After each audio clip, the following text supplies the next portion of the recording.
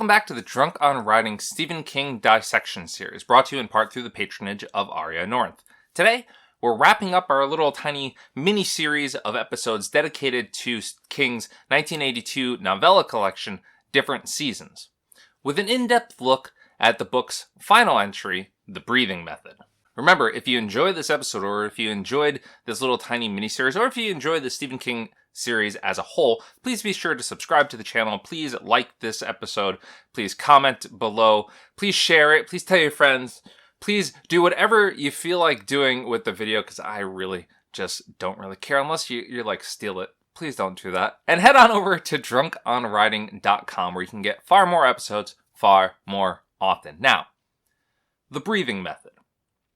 It's an interesting tale, isn't it? And while the newest entry in this collection, written immediately after King completed Firestarter, rather different than the others, don't you think? As King notes in the afterword, Shawshank, Body, and Apt Pupil, they're more mainstream, right? That was kind of the whole point of this collection. But Breathing Method is more horror, albeit, I suppose, more mainstream horror, as it were. A very, very Edgar Allan Poe-ish, I would say. Very, very much like a sort of ghost story that you would tell around the campfire. A similar season, as King's editor at the time noted. It's also the shortest of the four in the collection, coming in at just 63 pages, albeit the story itself, the breathing method itself, accounted for just 36 of those. Just slightly over half. The other portion, which I think we should actually take a look at first, details through the eyes of one David Adley, The Club. A fascinating setting I would personally just absolutely love to explore. And unlike, I think, anything that we've ever actually seen so far from Stephen King, though rather similar to what we'd eventually get in The Dark Tower, and we'll touch on that again, as well as Vertigo's Sandman series and Nickelodeon's Are You Afraid of the Dark? Especially with that last one, given the chemical powders that characters throw when tales are about to begin. And, somewhat reminiscent of the Pickwick Club of Charles Dickens fame, as well as many others, I'm sure. Now, The Club, it doesn't have any other name than that. It doesn't have a sign out front denoting it as The Club. It's just The Club. It has no official membership, no official dues, no official records, but you can think of it as something of a gentleman's club in the classic sense, not, today's gentlemen's clubs. But as it's described in the story, it may not actually exist on our plane of existence, though it does have an address. 249B East 35th, which, in reality, if this takes place in New York City, which I'm fairly certain that it does, has been the permanent mission of Malta to the United Nations since 1994. Or, if it takes place in Brooklyn, which I don't think it does, that address belongs to a multi-story apartment building since 1910 or so.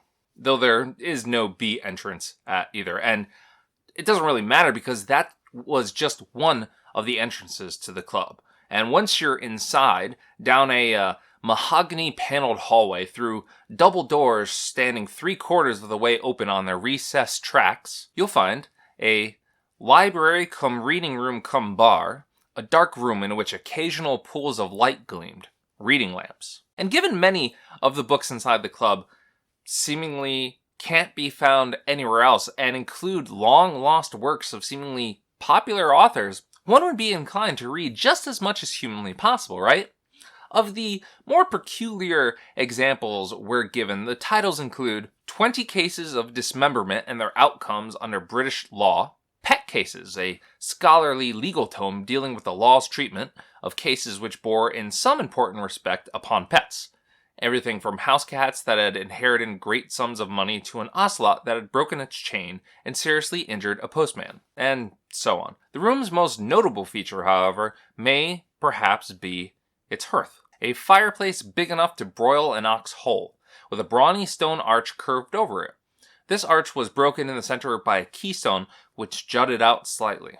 on which the engraved legend reads, "It is the tale, not he who tells it." A very curious anecdote I immediately wanted tattooed on me, not gonna lie, but we'll come back to that. Now, off this seemingly main room, through a peculiar door that could not have been more than 42 inches high, were billiards, a couple billiard tables, and upstairs, a warren of rooms, including a writing room, a bedroom where guests sometimes stayed overnight, a small but well-equipped gymnasium, and a sauna bath.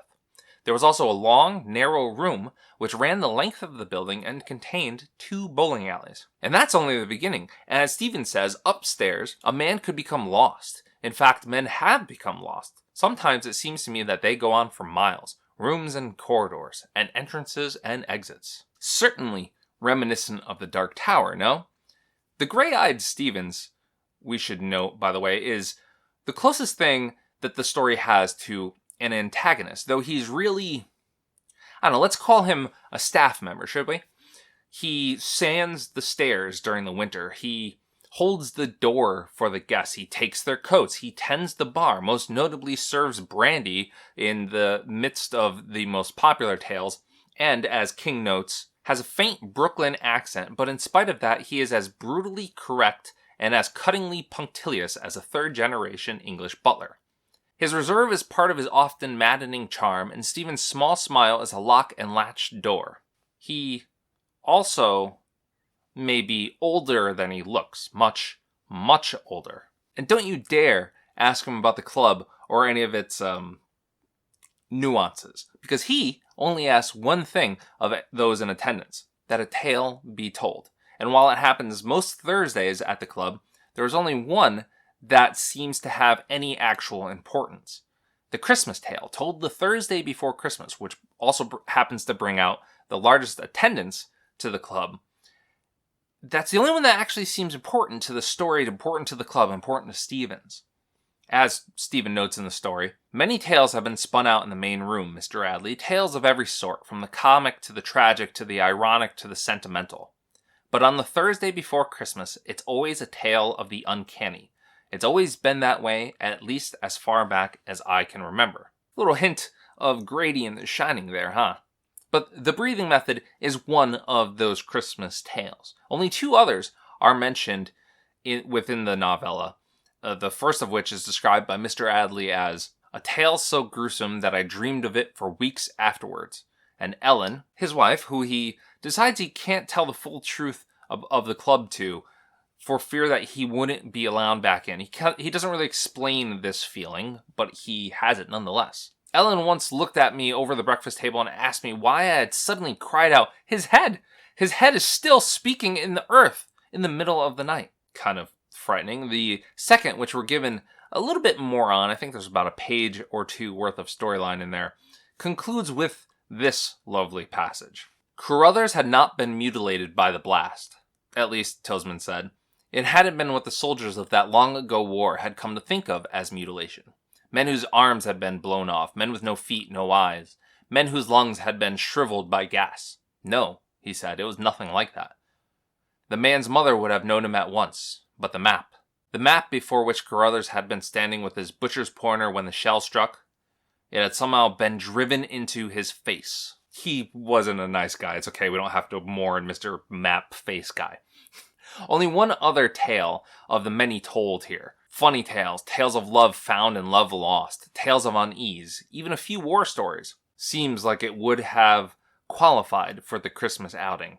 A tale of a man who drowned in a telephone booth. And before we get to the breathing method proper, I want to pose a question here, one that is unanswered by the novella, as many are. What is the importance of such a tale just before Christmas? What is the meaning of the inscription? It is the tale, not he who tells it. Certainly, there is the fourth wall consideration, right? That King is using the novella to sort of place his argument for the collection, kind of argue against his typecasting as a horror writer, kind of showing off and saying, look, I can write all of these things, but I choose not to. He writes about that in the afterwards of the collection. It could also be an allusion to the many books that are within the club, the many mysterious books written perhaps by mysterious authors who you may have never heard of, but which may be the best pieces of fiction or nonfiction that you've ever laid your eyes on. But I feel like there's something even more there. And it could also be those two things. I'm not saying everything is mutually exclusive here, but I think that there is something more. Something I can't quite put my finger on it, but I think it's something of a hint at the infernal enemy, as it were. Perhaps even the Dark Tower's Crimson King being placated through the use, the telling of such uncanny tales just before the celebration of mankind's supposed savior's birth. As I said, there is no presented answer within the novella, and there's been surprisingly little discussion of the breathing method since its publication, especially compared to the other seasons. And I'm always hesitant to put thoughts to another writer's works, especially if those thoughts weren't the actual intent.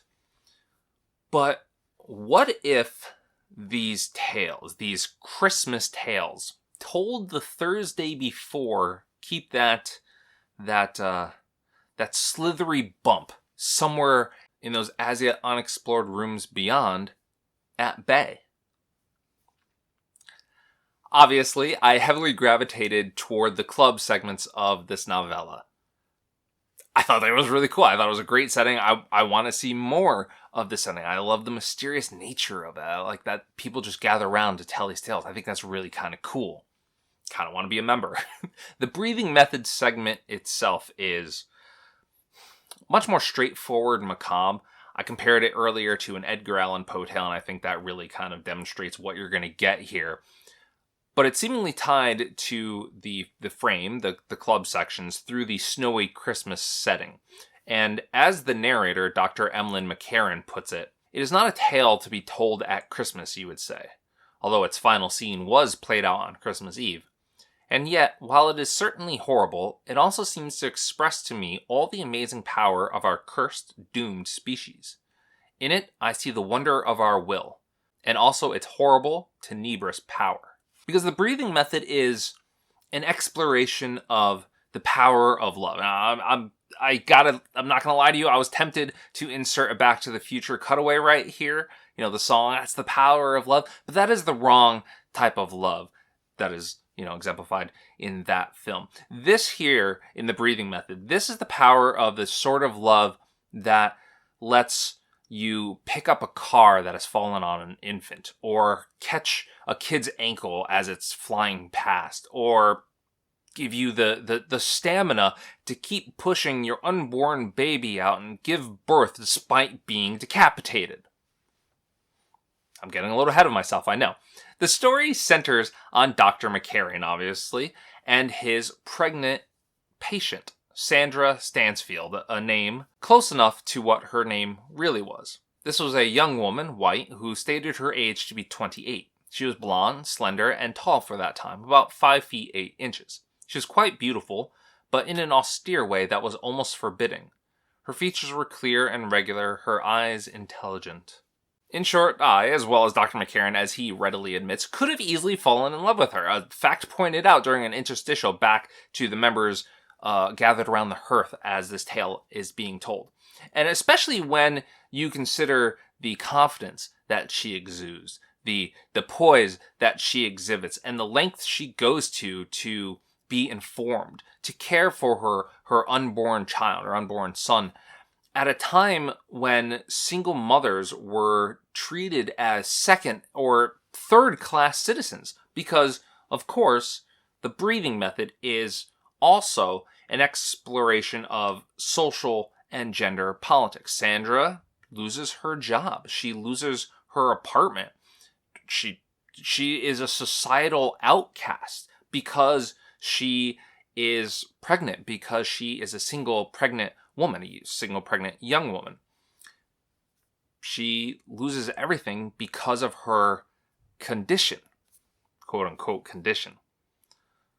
Until, that is, she goes to a pawn shop and buys herself a ring to pass as a widow, seemingly reversing her societal shame and giving us this just simply fantastic quote.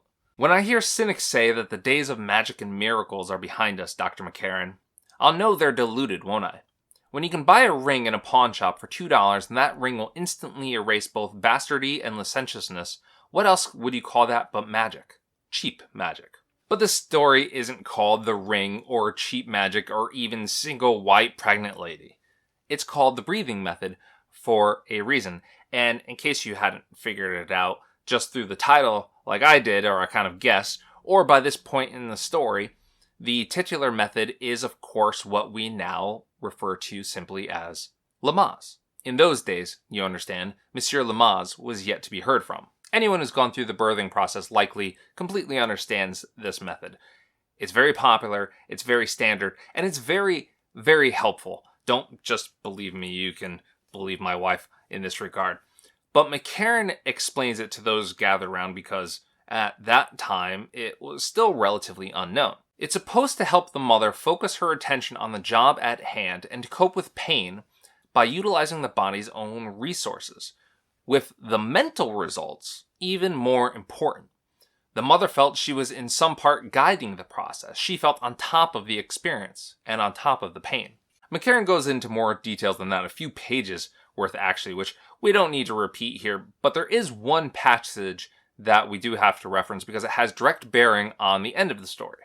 The final stage we need concern ourselves with here I called locomotive, and Lamaze instructors today frequently call it the choo-choo stage of breathing. Final labor is accompanied by pains which are most frequently described as deep and glassy. They are accompanied by an irresistible urge on the mother's part to push, to expel the baby.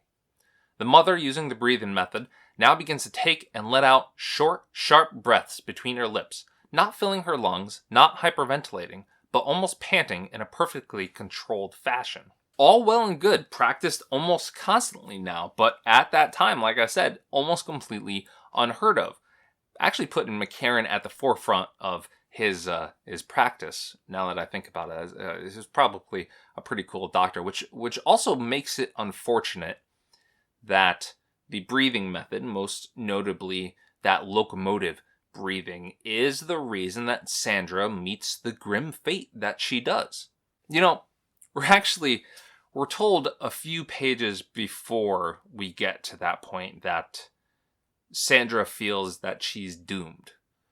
A feeling that McCarran also, that he reciprocates. He doesn't tell her that, but he does feel it, though he's unsure why. Fate, maybe. So when the story, along with Sandra's pregnancy, reaches its climax on that snowy Christmas Eve, and she calls a taxi to take her to the hospital, as with the best ghost stories told about the campfire, because that's exactly what this is, we know what's coming, don't we? We take in this setting, the snow, the ice, and we're like, this isn't going to go well. We dread it. We hope for different, but we know. And so, getting there, we find the driver distracted by Sandra's breathing. "She started panting like a dog on a hot day, Doc," he says, and eager to be rid of her when he sees a break in the traffic, he guns it. He floors it across this ice, and he's sliding across this ice, and he nearly collides with an ambulance exiting the hospital. And he slams the brakes, fishtailing into the statue, which is given a bunch of detail in the story. It's kind of an important plot point, but not so important to this dissection, so we're not even going to talk about it. Fishtails into the statue, crumbling the taxi, and Sandra is thrown through the rear right side window of the dismembered cab like a rag doll. I don't think I need to retell the ending here, as it's not only horrifying, but heartbreaking. It's kind of a bittersweet ending. And I think in it, you can definitely see the Poe influence here, right? It's the way that Sandra is just the ideal patient. the boy, her son, impossibly lives. It's a great kind of moment when it's revealed that the boy lives. And I thought for a bit that that King was hinting at a tie-in to The Shining, that this was perhaps maybe not Jack Torrance, but maybe the boy who slashed his tires in that famous novel. I forget the boy's name, because we're not given solid detail, or we're told that the baby lives up in Maine, has grown up to be at a boarding school, or the head of the English department, I think it is. But it doesn't seem like that is actually real. I think I was just kind of pulling at straws, grasping at straws. But although, I mean, just because I haven't seen that reiterated elsewhere doesn't mean that it isn't so. Maybe it just hasn't made its way onto the internet or into another video series like this one. Regardless, tie-in or no, taken as a whole, the club sections and the actual tale itself, I really think that the breathing method is just perfectly paced, perfectly structured, and it just feels like such an awful shame that it's so unknown. It's so relatively unknown compared to King's other works, especially the other works within this collection. I mean, its Wikipedia entry, for instance, is little more than a stub, and while an adaptation seemingly is in the works, one was announced back in 2012 from Sinister and Doctor Strange director Scott Derrickson, it's the last adaptation by a very long margin, 22 years and counting since Apt Pupil. Of course, while I think that the breathing method would make for a pretty cool film, a pretty fun film, I think it would perhaps work better as a framing device for something of an anthology series, a la the currently running Creepshow, or if it managed to put in an appearance in Hulu's King-inspired Castle Rock. I'm honestly almost surprised that King didn't use the club as a way of framing different seasons as a whole. I think he could have very easily done that, though maybe it would have come across as a little hokey that all these tales are being told in one night or across multiple nights. But perhaps if we do get an adaptation of the breathing method and we do see the club up on the screen, perhaps we'll finally get a definitive answer of the true meaning behind that inscription. Because as is said in the story, I should say you may have an idea or two in time. This has been Drunk on Writing's dissection of Stephen King's The Breathing Method, and the last of our different seasons episodes. And I just gotta say, man, I mean, what a book. I wonder what it was like to read this in the prime, coming from, just coming off of these other very tied together, seemingly, books to this. Just, what a different brick. I wonder if it was, I think it was well received at the time, but did readers really receive it, or was it more looked back on later, after the adaptation? Was it looked back then fondly? I have to say, though, I appreciate that the sort of soft-spoken horror of The Breathing Method was the last tale in here. It's sort of a segue to King's next novel, his next novel of, we're returning to horror, obviously, because, this, after this, it's no longer the time of hope, of innocence, of corruption. All of that is past. Now it's apparently time for perhaps a joyride in a Plymouth Fury. Remember, if you enjoy this, please be sure to subscribe to the channel. Please give the video a thumbs up. Please comment. Please do whatever you feel like doing. And head on over to drunkonwriting.com to help ensure that there are plenty more episodes coming in the future. Until next time, until I speak to you again, and until we explore the powers of Christine. I've never read Christine, so I'm kind of excited about that. Cheers, and keep on writing.